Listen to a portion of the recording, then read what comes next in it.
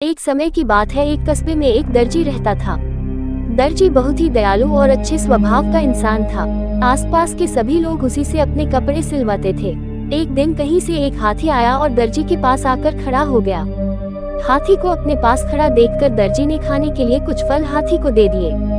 फल खाकर हाथी बहुत खुश हुआ और वहां से चला गया। दूसरे दिन हाथी फिर दर्जी के पास आकर खड़ा हो गया। दर्जी समझ गया कि हाथी को फल खाना है।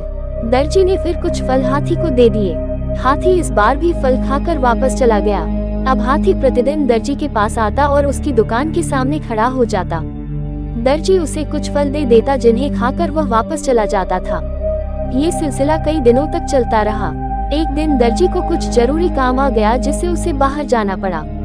बाहर जाने के पहले दर्जी दुकान पर अपने लड़के को बैठा गया और उसे कुछ फल दे दिए और जाते जाते बोल गया कि जब भी हाथी आए तो उसे यह फल खिला देना।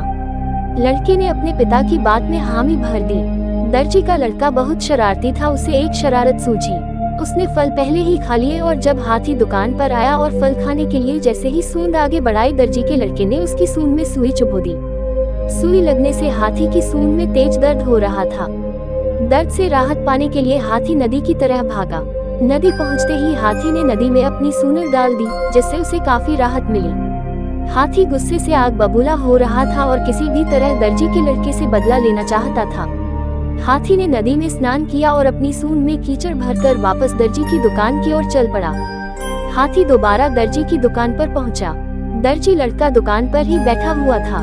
हाथी ने फिर अपनी सूंड आगे की बढ़ाई। दर्जी का लड़का समझा कि हाथी फल मांग रहा है।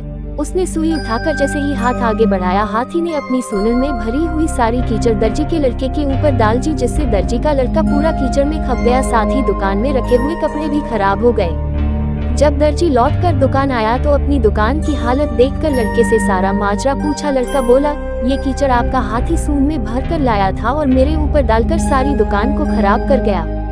दर्जी को लड़के की बात पर विश्वास नहीं हुआ। उसने जब लड़के से सख्ती से पूछताछ की तो लड़के ने सारी बात बतला दी।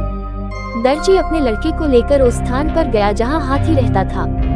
दर्जी ने प्यार से हाथी को सहलाया और उससे कुछ फल खाने के लिए दिए। दर्जी ने अपने लड़के को बुलाया और उसके हाथों भी से कुछ फल हाथी को दिलवाए। फल खाकर हाथी का गुस्सा शांत हुआ और उसने दर्जी के लड़के को क्षमा कर दिया। फल खाकर हाथी का गुस्सा शांत हुआ। दर्जी के लड़के और हाथी की भी दोस्ती हो गई। अब हाथी दर्जी के लड़के को अपने पीठ पर बैठाकर घुमाने के लिए ले जाने लगा।